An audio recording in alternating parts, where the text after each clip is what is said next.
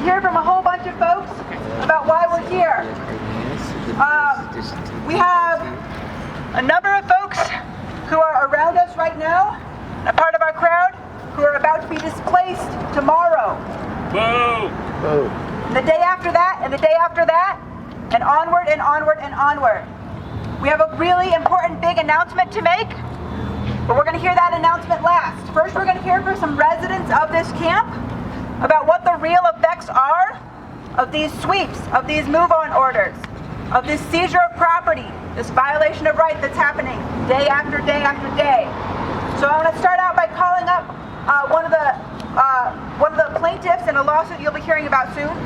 Somebody who has had experience with sweep after sweep. Lunch meat, will you come on up? Let's go! Let's go! Let's go! Let's go!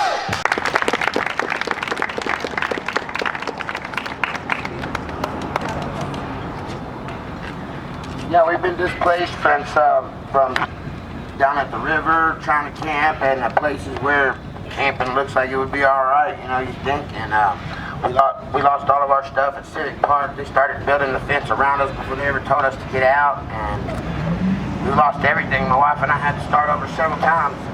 Really hard, really hard. Thank you, Leslie. There you go.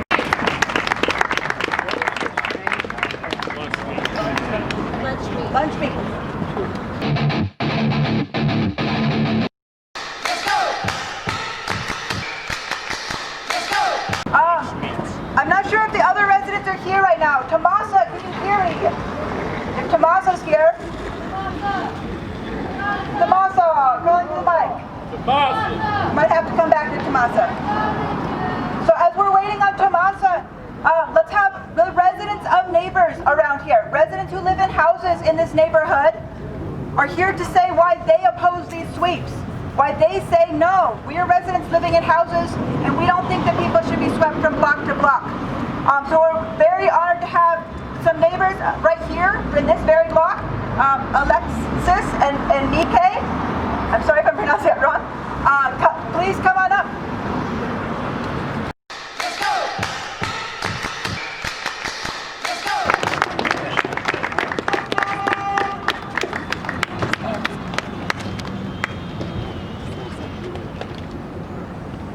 Good afternoon. My name is Mikay. I live in the building right there over there. I have a full-time job.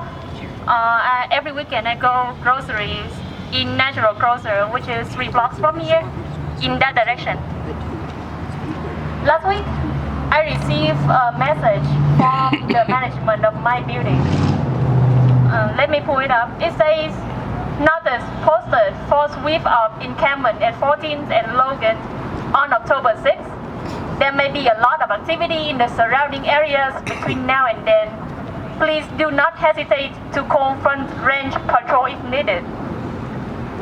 For the people who are experiencing distress and chaos due to the dislocation, I think there are more we can do for them than calling the security. Tomorrow, Alexis, my partner, and I are holding a protest at 7 a.m. in this location to speak out against the sweeps. Sweeps are just band-aid solutions that disband people without offering real alternatives. And we want to speak out against that because nobody wants to be on the streets. So when they do, there are reasons for that fits their situation. And many of the people who are dislocated tomorrow, we just move from one block to another. And then a few weeks from now, we're going to hear from another community that have the same frustrations and the same dialogues that we are having until today. I know it's a lot to ask because it's easy to just call police or security on people. But I think if we can really make it right this time, we are going to emerge stronger and a more united capital. Thank you. Thank you, Mika. So my name is Alexis, and I'm also a resident at that building over there that looks out straight into the encampment on this street, Logan Street. And we know that people have deferred differing opinions on a solution to homelessness, and we had opportunities to hear from them. We posted 2 days ago on the Nextdoor social media app that we were holding a protest tomorrow. We got, from 20 people, about 200 comments, and many of them were depicting the houseless people as criminals, drug dealers, and then brushing over all of them as, you know, as criminals. Like no one was worth, you know, being housed. And so we understand that the opinions differ, but before they get to that, people often say, we feel for the homeless people. And so I see that as contradictions when people feel for people in our neighborhood, right? Feel for the homeless people and yet call them criminals and yet don't want them to be near their neighborhood. So it's kind of like not in my backyard for homeless, for this homeless encampment, right? Put him in another yard that is not mine, right? Without actually addressing the solution. So I'm saying the same things as Mikay, but yeah, we really understand that people don't want anything to happen to other people, right? And that's how they start a conversation. And so maybe we can draw upon that commonality, right? And get to solutions instead of sweeping, right? Address Chris Hines, right? Address a message to the mayor. Where is Chris Hines? Where is Chris Hines? Exactly. I think he's in a committee meeting. That's right. So this is a message, right? The people here probably don't need to hear this, but the people who are not here, the Chris Hines of the world, my fellow neighbors, other fellow neighbors, they're not all here, right? So that's a work we have to do. Yeah, thank you so much for this platform.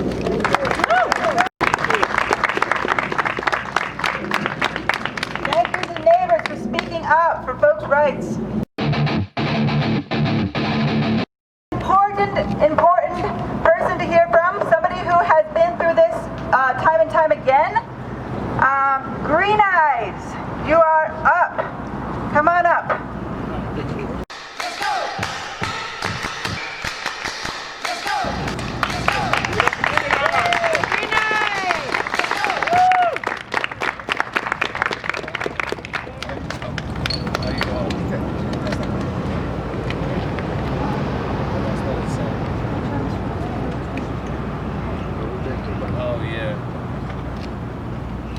Yeah, how you guys doing? Okay. Yeah, I thought it was kind of unfair about what happened down there at the park. They took our belongings and stuff the same day. They didn't give us a notice. They just came. I woke up to, you know, how the beeping sound, beep, beep, beep. I woke up to that, and they, okay, yeah, and they took all our stuff and trashed it. So I didn't think that was fair. And then, like, we end up moving over, like a block over, like, or two. And, you know, we have our tents here now, and now they're giving us another warning, telling us that we gotta move again.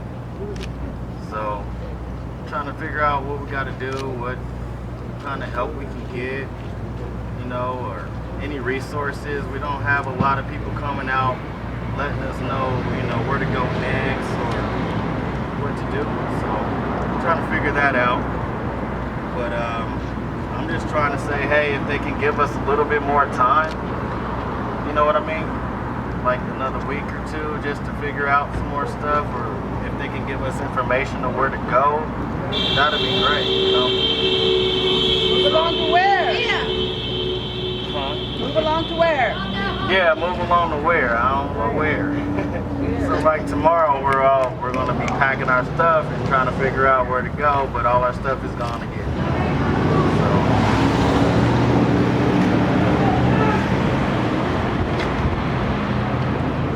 I like that song, you know, sweet. Streets not people. I'm down to tell you. Yeah, man. But I mean, I appreciate you guys' support and everything for the homeless out here, and that gives us a lot of help. A lot of people coming out here, giving us food and stuff like that, so we can, you know, survive. I appreciate that. And y'all real cool for that. What do you think of this model with facilities? I don't know anything about that. Would you move in with that? Oh, safe outside the camp. Safe outdoor space. So they're talking about a sanction. Putting up a sanction camp where unhoused neighbors can go and live without being harassed by the police or the establishment, so that y'all can get yourself together and work together, and then the city do their part as far as getting housing available for you guys. Yeah, but for right now, I mean, I'm like, shoot, it'd be better if they just gave us some new tents. You know what I'm saying? I'm like, if it were such an eyesore and everything, you might as well just get, nice little new tents and, have a little bit of rules. Tell them, keep all your stuff in the tent instead of leaving it out on the sidewalk and stuff. Work together on this. Why not live in a shelter? Shelters, I mean, it's all right, but it's just overcrowded, and not even that, but they got a lot of stipulations. A lot of people don't want to deal with. We're homeless, but we ain't in jail. You know what I mean? It's just like that. I suggest you take a night in a shelter. Yeah, let us hear you. And you'll know. Yeah. Don't announce that. Yeah, I've done it already. I've been to a couple shelters. So, like New Genesis down the street, things like that. I've been to those shelters. That's not a shelter. They make you pay to stay at New Pay Genesis. to stay like $70 a week. Right. Oh my gosh. So it's not really helping you. You're actually helping them. But Other than new tents, what would be helpful to you? water. like a place where you can shower. They got so much portable stuff nowadays. I've seen like portable showers for like $20 on like Amazon. Just get a bucket and fill it with water, and got a little motor and it keeps it on you. I thought that was cool. $20. I appreciate them putting that porta potty over there. We didn't have that for the longest, so people. Thanks to Denver Homes Out Loud. Do not give the city credit when they ain't doing anything. That is done by Denver Homes Out Loud, and the water station came by MAD, M-A-D. Mutual aid something. Denver. Oh, yeah. All right. But I appreciate that for everybody. You know what I'm saying? If they can show us some love like that, that's cool. You know what I'm saying? To help us out, let us know where we're going next. Ahead of time.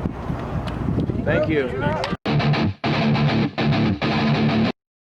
want to hear from some of the organizations that are here. There's a whole bunch of organizations that are a part of this resistance of the sweeps of the inhumanity. There's groups like DSA, like PSL, like the Moms, the Wall of Moms, a whole bunch of groups. There's probably lots of others that we haven't heard from. So we want to just at least hear quickly from one organization that's here to speak out against the sweeps and to talk about how this criminalization of homelessness is tied directly to racism and to our fucked up, our problematic housing policies, to the what's going on in our housing, what's going on in terms of racism in our nation and police brutality and homelessness are all interconnected. So I want to call up Nate to say a few words from PSL. Thank you. Yeah, give it up to Nate. Yeah.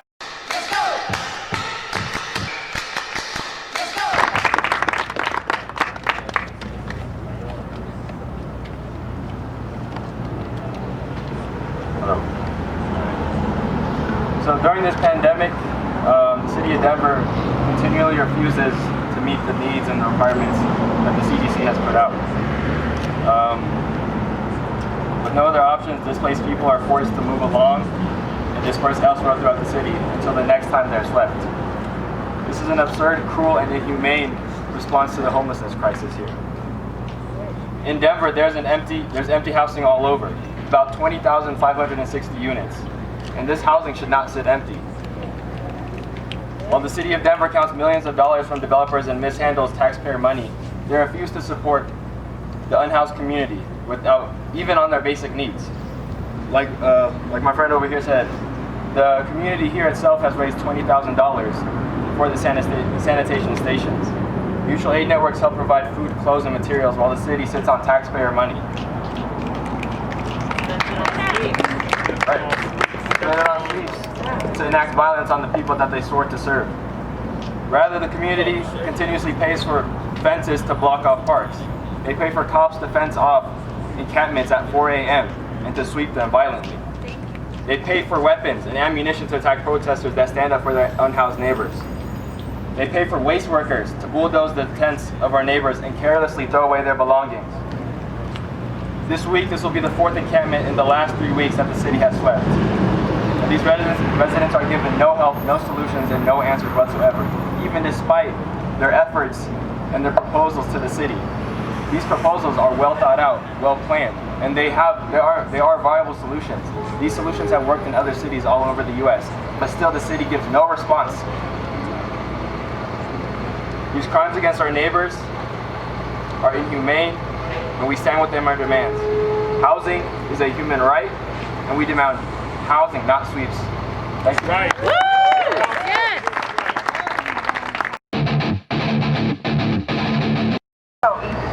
There's another resident, I believe, that's going to kind of come speak with us. Sophie, are you around still? Sophie. Hey, Sophie!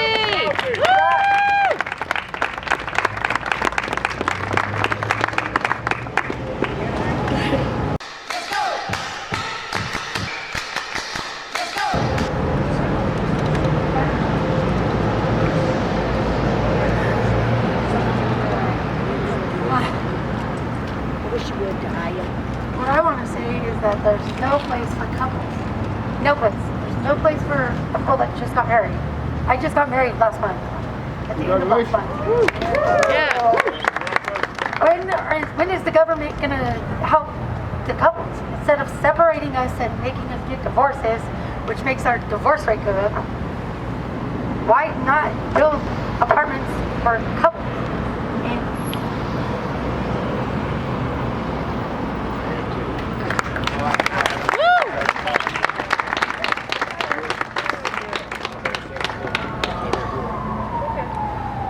I've been doing this since I was 12 years old. I'm 40. Okay? The government hasn't done shit. And they won't do shit. That's their problem. They want to sweep us and sweep us and sweep us until we get tired, and then we start taking it out on the police. Because that's the next step. I'm promising you. Because I'm tired of these sweeps. And we have people coming out, and they're going to protest tomorrow. So guess what? The sweep is going to be canceled. Want to know why? Because they did it at the school, and they gave us two extra months at the school. I've seen it happen so many times, and so many times we bust our butts keeping things clean. I get up at 5:30 every morning. That's my tier right there. I get up at 5:30 every morning to make sure this place is clean, to make sure the trash is taken out, to make sure their yard's taken care of, to make sure that that when the maintenance man come in, they don't have a worry because it's already been done. I do that. Not the government, not police, not Mayor Hancock. Because if he did, he should put himself one day in our shoes. They wouldn't make it. No. They wouldn't make it. They wouldn't make it. And for every prepping person out here that wants to say, kill yourselves, go kill yourselves, because you're a paycheck away from being here. And then you'll be asking me for my help. And me to watch your back and watch your step. I mean, I've had people threaten my life. On a daily, we deal with that. On a daily. There is nothing that we don't deal with on a daily. And not all of us are drug dealers. And not all of us are out here being stupid. And not all of us are out here causing havoc. Not all of us are out here doing something stupid. Some of us are on waiting lists to get housing. So some of us have done the housing thing, and some of us have done the government thing. I just got out of prison in April, okay? I'm on a waiting list, and I've been on a waiting list for 3 years now. Through St. Francis. So, the moral of the story is the government ain't did shit and they ain't gonna do shit. They're not. They're gonna sit on their little preppy butts in their office and sit there and do nothing. And when their police officers start getting beat up, because that's the next step, because the homeless are getting tired of being swept, we're getting tired of not being backed, we're getting tired of standing alone. Stand alone for what? Tomorrow I'll be standing with the protesters. Tomorrow I will. I don't know about anybody else, but I will. And then we'll see what gets done. Because the homeless needs to start banding together and standing together. Yeah. Instead of being divided. Forget all this divided shit and let's fight my neighbor because that's the best thing to do. No. Get yourself up, protest, deal with the government the way you need to deal with the government. Maybe if they heard one or more of our voices, maybe they would get it through their thick heads that we're tired of their bullshit and we're not going to tolerate it anymore.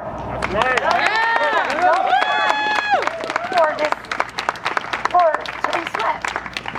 Go somewhere else and sweep something else. Go home and sweep your floor. Go home, deal with your wife. Go home, deal with your husband.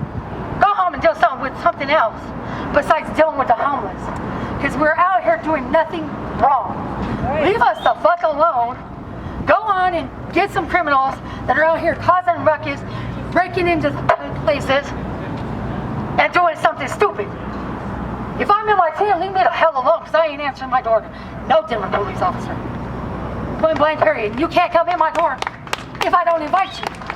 You can't come in that door if I don't invite you. If you ain't invited, don't come in that door. Because you're going to get the wrong end of the deal. Period. Come to my door. It's to make my day long. It's just like a house. That's my house. You're invading it. Moral of the story is we need to stand together, not divided, united, and we need to start doing it tomorrow so these cops and this government will understand that Sophrono Lynn Elias is not going nowhere.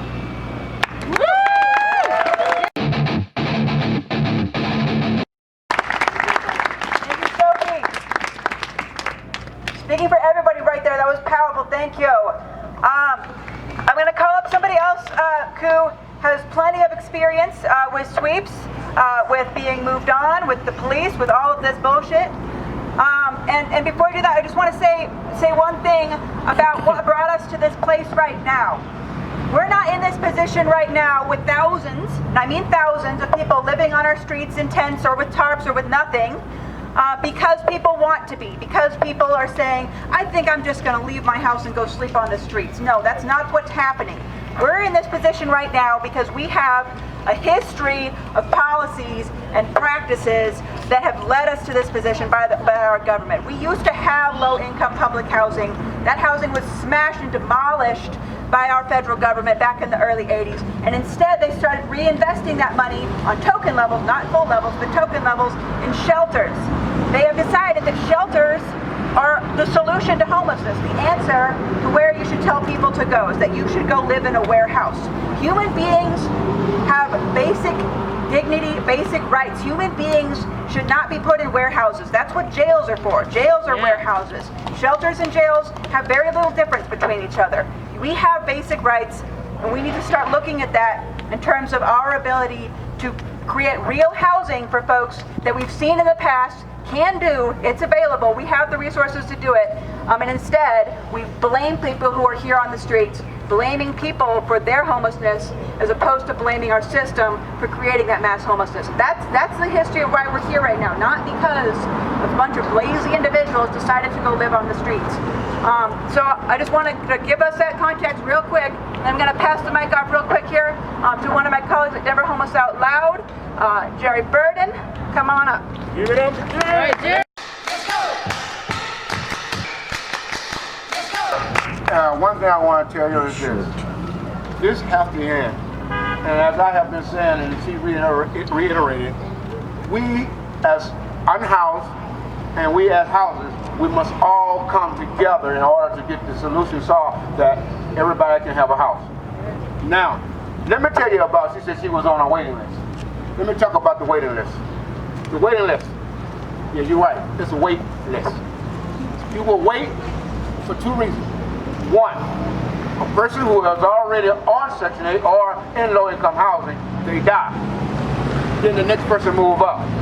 So you number 100 on the line, you probably got to wait until 101 person pass away that living in these houses. Second, you can get in through eviction. So that means that in order for you to get into low-income housing or housing that you can attain or afford according to your income, you must either wait for one person to die or one person get evicted, which means you are living off someone else's misery. And that is not the way the world is supposed to be running. See, all of this is pathetic. Building houses, as in the Bible it says, they will build houses and not live in them. Prime example, go down to 5 Point Wells, California. All of those high rises down there, they are built.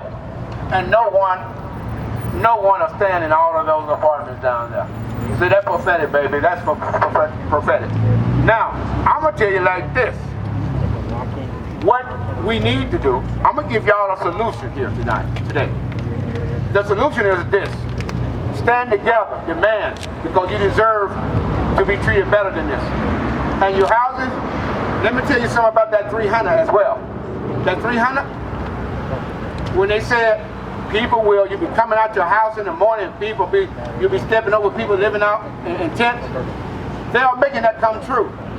Yeah. They are making that come true because you go down in all the area downtown, down in the 5 Points area where most of the majority of the people were living, they have put rocks, planter pots, fence up, and like they did Jerryville, now they're going back to using metal fences. Metal fences. You tell me that is public property. You own that. I own that. We have a right to use it according to what we want to use it to, not according to just because they want to put fences up and don't want to see you inside. If they don't want to see you, they should put you in a house. It's that simple. It's that simple. That's just like if you don't want to see war, we don't fight here.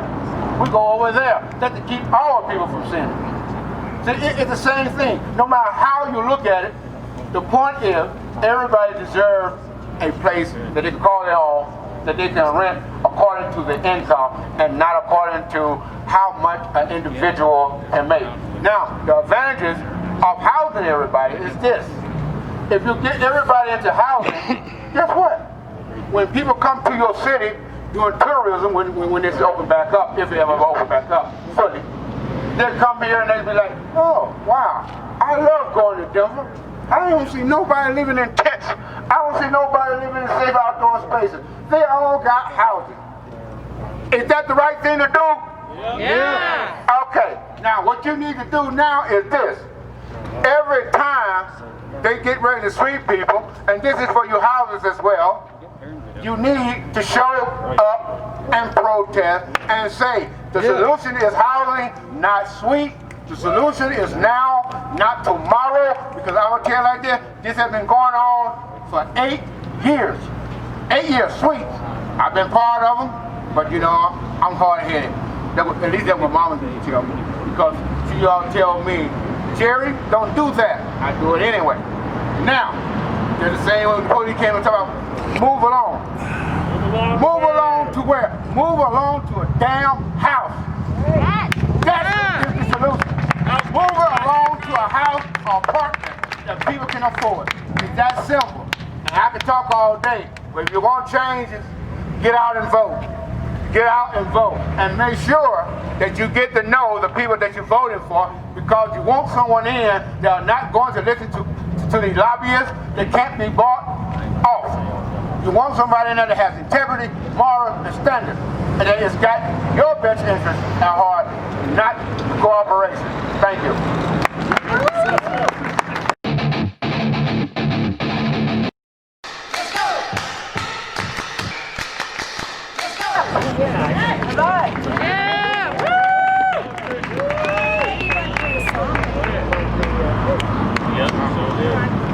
So I live over there.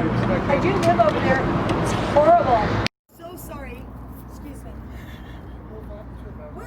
what's up? All right.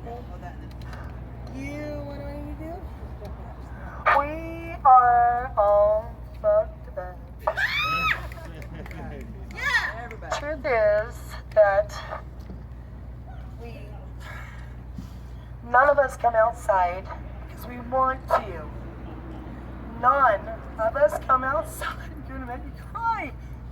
None of us come outside because we want to. It just happens. And I have to be honest, man, Denver, with the COVID thing and letting us have a 911 door, because we've been sleeping next to dumpsters.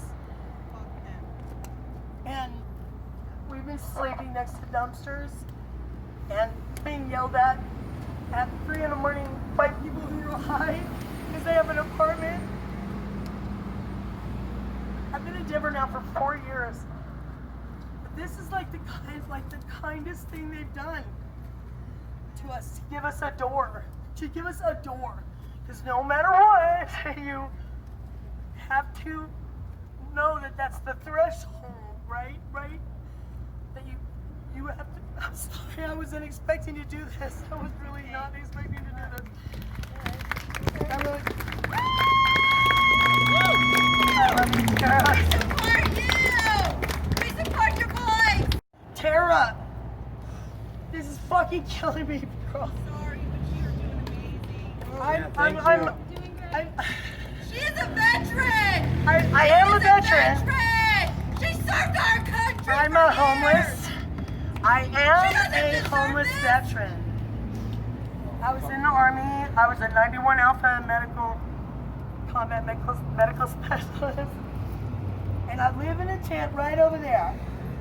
But I hate that tent because people are so ugly and awful. You deserve a house. You can walk across the street. You can walk across the street and you guys will feel anybody that's over here, because you guys are so fucking cool to be here right now. You go across the street and you'll feel the wall of negativity. You'll feel it. You'll feel it when you walk across the street because they're so sad. Oh my God. Because nobody knows what to do. I'll play a song for you, but I'm not done talking.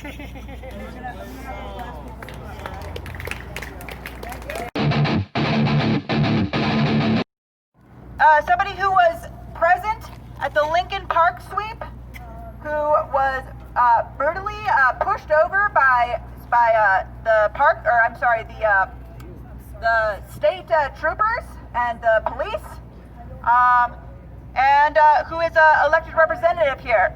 So I'd like to call up Tay Anderson.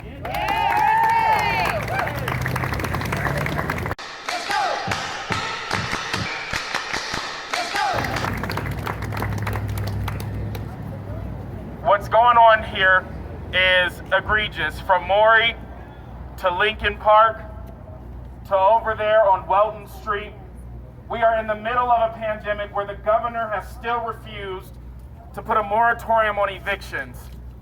Republican governors have stepped up and said we are going to put moratoriums on evictions, and our own Democratic governor has failed to do so. And we have a mayor that said we can do better, and better, we are still waiting on that.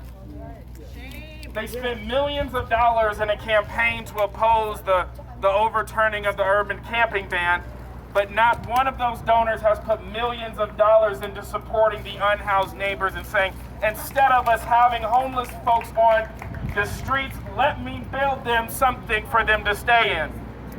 So we know their answers. When you have neighbors of Cap Hill, my neighbors, because I live in Cap Hill, that are saying they're bringing drugs, they're bringing crime, and etc. I honestly didn't know if Donald Trump was saying that or if that was my neighbors. Because that is the same language this president used to talk about our undocumented brothers and sisters, and now even Democrats that live in Cap Hill are using that same message when it fits them.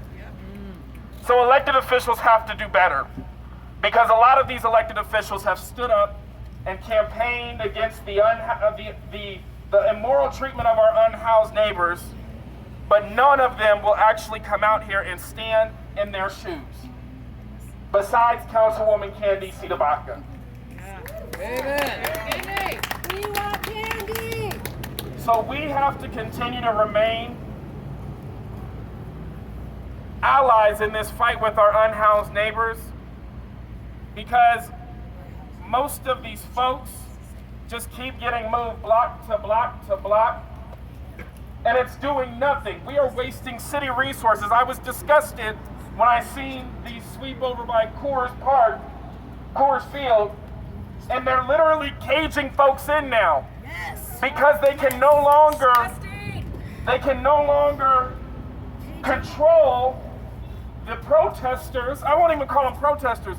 The unhoused advocates that are saying, look, you're going to move them either way. Let me support them in moving. Nobody has come to these camps to say, let's chain ourselves to a tail. I've not seen that once. What I have seen is people show up time and time again to say, I have a minivan. Let me use my minivan and put their stuff in there. The police say no. They can do it on themselves. There was an individual who didn't have a leg, who was in a wheelchair, who said, I want them to help me get my stuff. And police officers said, no. That is not the police force we need. That's not doing better. That's not doing better. When we talk about defunding the police and then they're abusing homeless citizens, they're abusing the advocates of the homeless. There was a young man that was arrested at one of the last sweeps that I was at, where he was punched in his back and he was kneeled on with a police officer's knee to his neck. In light of what we've seen with George Floyd, Denver police are practicing the same tactics. We are better than that. And so I'll end with this to say, Mayor Hancock, I challenge you, and I'll walk with you. I don't like you that much, but I'll walk with you. Walk with you. We will walk with you, and let's spend a day at these camps. Let's talk to these individuals, because they have not lost their right to vote. They are still your constituents. They are still Denverites. They are our people, and we must continue to protect them. So Mayor Hancock and City Council, that challenge is out to you right now. Let's come and let's spend a day. Let's spend the night. Let's get our own tent. And let's be out here to actually understand what's going on, because winter is approaching. And we need to be here with our unhoused neighbors, or we need to start opening up these empty office spaces and start putting people in housing or in some sort of housing so folks have shelter over their head. Thank you.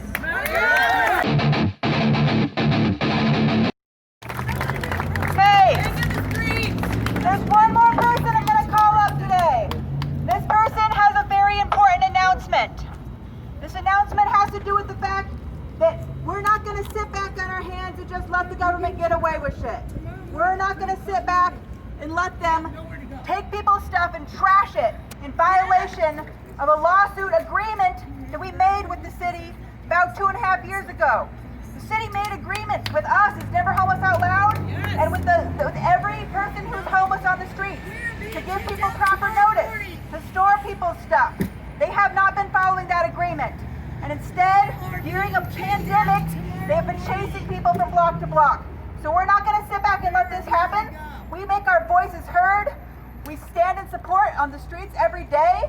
And now we're moving that support not just to the streets, not just to the legislator, but to the courts. And so I'm going to call up Andy McNulty to talk about what's happening right now in the courts.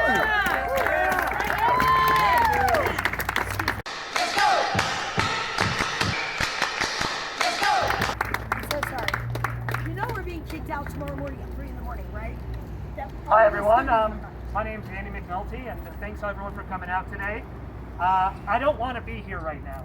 I don't want to be standing up here telling you about a new lawsuit that we had to file because the city of Denver is violating a settlement agreement in an old lawsuit. I don't want to be standing up here because the city of Denver continues to throw away our unhoused neighbors' possessions. I don't want to be standing up here telling you that the city of Denver refuses to give notice despite a lawsuit, a settlement agreement where they agreed to give notice before sweeping. I don't want to be standing up here in the middle of a pandemic telling you that your city and state government doesn't care about CDC recommendations. that your city and state government doesn't care about public health. That they don't care that the CDC has said you should not sweep homeless encampments during the COVID-19 pandemic. But I have to stand up here. I have to, because someone does. And 8 of our unhoused neighbors are standing up with me. Denver Homeless Out Loud is standing up here with me saying enough is enough. Stop the sweeps. Stop the abject cruelty. Stop what you're doing and stop hurting our neighbors. And so that's what this lawsuit's announcing today. The lawsuit is based on the United States and Colorado Constitution. It's saying that the city of Denver and the state of Colorado have violated that Constitution during the sweeps at Maury Middle School, during the sweeps at Lincoln Park, during a sweep down on the South Platte River. Continue to not only sweep our unhoused neighbors, but enforce the camping ban, telling people consistently to move along. Move along to where? To congregate shelters where the risk of contracting COVID-19 is significantly higher than anywhere else. To a place that's basically the same as a jail, which we've seen across the country have been hotbeds for coronavirus. The GOI center right now. That is where the city is trying to sweep people. And why are they doing it? Why are they doing it without notice? Because they're afraid of people showing up to hold them accountable. They're afraid of you. They're afraid of people seeing the abject cruelty that they display during these sweeps. That's why they're doing it. They're afraid of Candy Baca tipping people off. So, my call to action to you is to keep showing up. Don't give in and expose what is happening every single day. Because it's not just unconstitutional, it's immoral. And we need to stop it. You're the lawyer. Ask any legal questions you want to ask. I'm happy to answer any questions.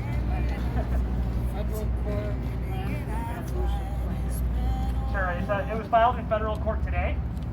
The plaintiff is Denver Homeless Out Loud and then 8 unhoused individuals who had their possessions taken and are vulnerable to COVID-19. What are the hopes to come out of this lawsuit? The hope is to stop the sweeps. That's the ultimate goal is to stop the sweeps from continuing to happen and the enforcement of the camping ban from continuing to happen. That's the goal. Times on Steve Denver.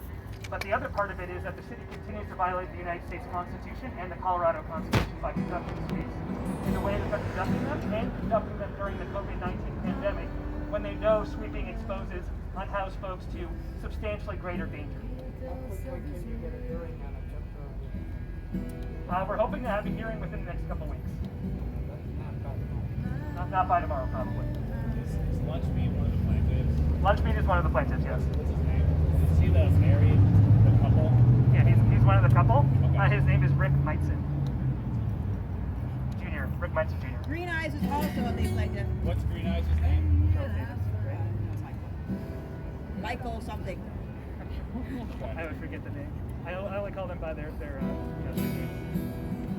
Andy, at the settlement agreement hearing when the judge ruled over the initial Denver versus Lyall et al.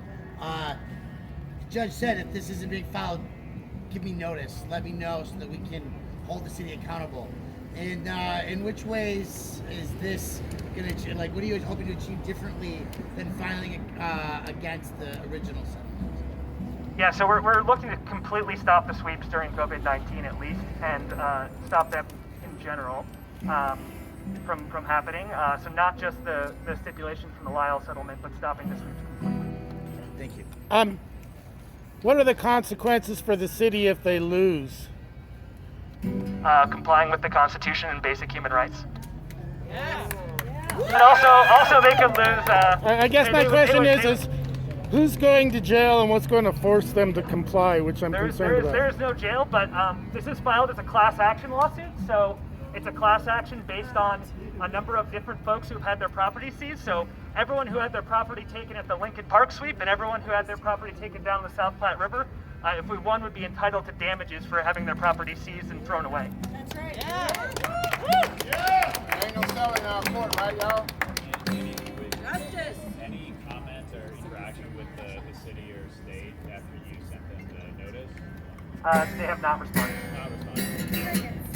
What are your suggestions to the unhoused residents who are being swept this week and in the future until the injunction is met? Like, what do you recommend for folks to do when they're being swept?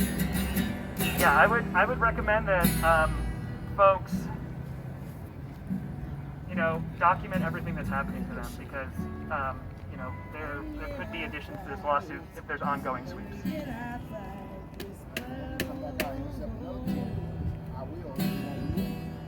Happy to answer any other questions.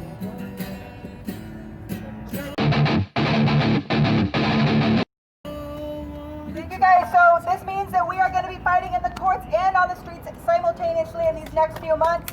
Let's do it.